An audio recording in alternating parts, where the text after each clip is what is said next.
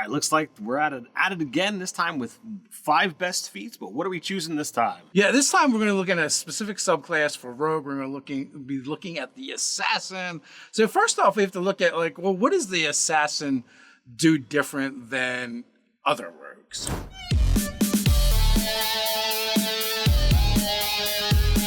I'm Nerdarchy Ted. And I'm Nerdarchy Dave. Welcome to Nerdarchy, for nerds, by nerds. So the Assassin, like, their big thing is their Assassinate. They're going to hide. I'm going to, do this crap ton of extra damage on top of, being able to, do their sneak thing anyway. That and Death Strike, but it takes a long time to get Death Strike. Sure.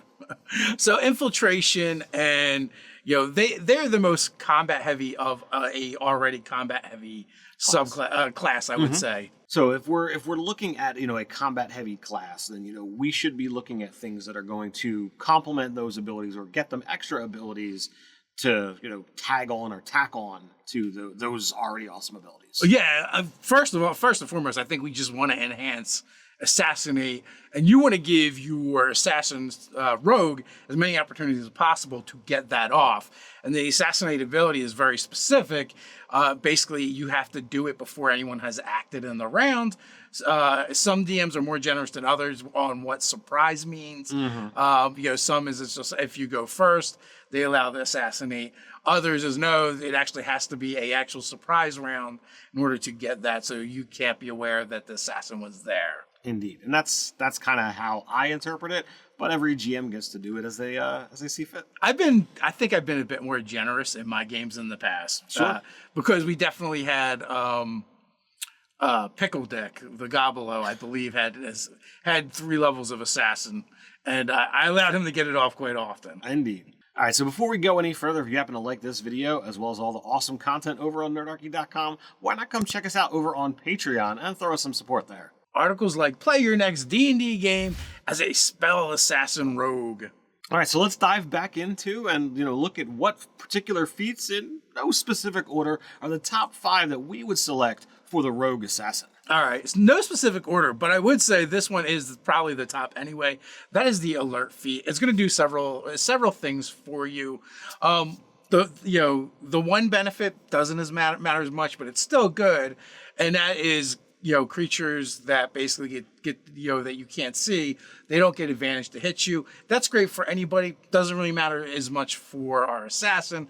They get a +5 to initiative. This is super important. You want to go first if you're playing the assassin. Absolutely. And lastly, you can't be surprised. So all of those work good. And the reason why not being surprised is so important. You can't go first if you're surprised. Right. If and not being surprised means that you can't have another assassin coming after you.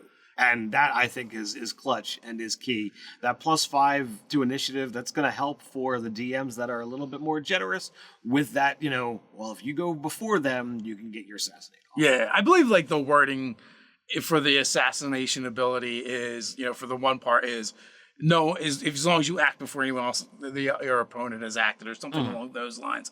If nothing else, you still get advantage to those attacks.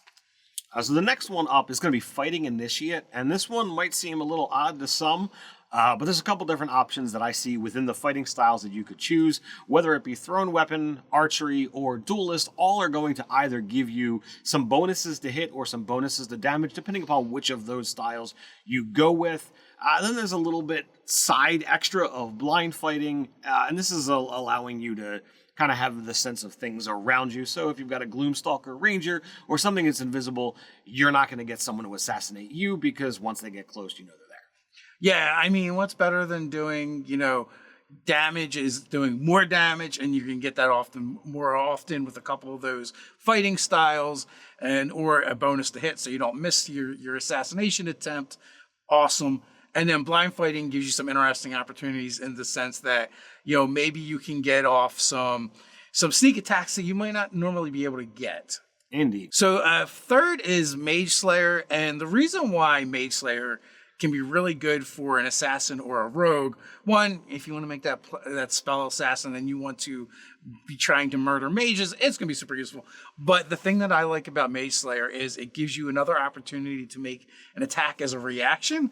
And the awesome thing about making attacks as reactions when you're playing a rogue character is you can get an additional sneak attack in that round because it's not on your turn, right? So that's super useful for one. I mean, granted, disadvantage on concentration checks for someone concentrating on a spell that you're attacking isn't bad. And then also you have advantage on saving throws versus a spellcaster that's within 5 feet of you. So it just makes you really sticky for mages and gives you a chance to make that extra attack. So I think it's a lot of fun. Yeah, all of those things are great, but I think the principal point is if you are fighting alongside an ally within 5 feet of that mage, you're going to be able to get that attack off as a reaction when they cast that spell, and that's going to be an extra sneak attack for you, and that's the win-win.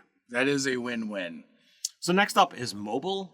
This is gonna, it's a short, it's sweet, gives you some extra movement. That's very helpful for getting into position and being able to get where you need to be. And if you want to get out of position after your major attack, you don't draw attacks of opportunity as long as you made attacks against those individuals. And then also, the thing that's rogue specific that would be super useful is when you make take the dash action, difficult terrain doesn't count for double movement for you. You can ignore it. And as a rogue, you can take a dash action as a bonus action, right? So you can get a ton of movement ignoring that difficult terrain. So that can be super useful for maneuvering around the battlefield during combat. Yeah, that's very, very key as well. Lastly, we have Sentinel. The reason why we like Sentinel is for the same reasons we like Mage Slayer, and that is it gives you several opportunities as a reaction to take an attack. That happens on someone else's turn. That means more sneak attack damage. So potentially, yeah. If they attack someone that's not you within 5 foot of you, boom, reaction, make an attack. If they take the disengage action, normally they would not draw an attack of opportunity, but not from you because you have Sentinel. Attack is a reaction. And lastly, if you hit them, their move is now 0, so you get to control the battlefield and dictate where they get to be. Yeah, when they try to move away, you can cut that speed to 0, so that locks them into place. They've taken the action to move away. Their speed becomes 0, so it really limits their turn and really gets into the tactical end of things. And that makes you as a rogue sticky, and all those extra sneak options is always nice. Now, I will say if you're playing an archer, then the Sharpshooter feat might be something that you might want to take instead of mobile or one of the other ones, just because you can slather on a bunch of damage at the expenditure of accuracy. Indeed. So if you're looking for more roguely content, the Dark Path to Thought Thief is a product of ours. The 5th edition content in this module continues our exploration down new, darker paths for adventurers to follow. Beginning down one of these dark paths leads to the power, but at a perilous cost. Heroes of the Dark face insurmountable odds and face challenging decisions whether it's worth the cost to fight against such forces by tapping into the same source of insidious influence as their terrible foes. What secrets will the blazing light of their shimmer reveal? In this new scenario format, we're creating dynamic encounters you can drop into your game at any time. Not quite an adventure and much more than a random encounter. These circumstances engage characters and players with components to construct their own unique story with guidance from their game master. Future modules connect together to form non-linear narrative tools for your group to create your own unique stories. In this scenario, a very particular kind of thief purloins something extremely precarious to an adventurer. Confronting this ne'er-do-well draws adventurers into an unfounding cosmic mystery, and by the end they may wish they've learned they've never been left forgotten. But the new knowledge reveals a method for existing rogues to practice the art of thought stealing. While adventurers work to understand the circumstances they've uncovered, something happens. A cosmic entity deepens the mystery and beckons them to discover power over truth through embracing the light of the shimmer. Adventure scenario for 4 7th level characters, dynamic NPC Caro Davenfield, a new magic item, the Aurora Cloak, and a new roguish archetype, the Thought Thief. Let us know what you think about the Assassin subclass for the Rogue and what feats you would choose if you're playing an Assassin. While you're down there, don't forget to like, share, subscribe. Go ahead and click on that notification bell. Quick reminder, we drop new videos here on the channel Mondays, Wednesdays, and Fridays, so come on back. Can't wait till then, no worries. We've got you covered. You can check out this video about rogues for D&D magic items and which ones you should choose. So until next time, Stay nerdy.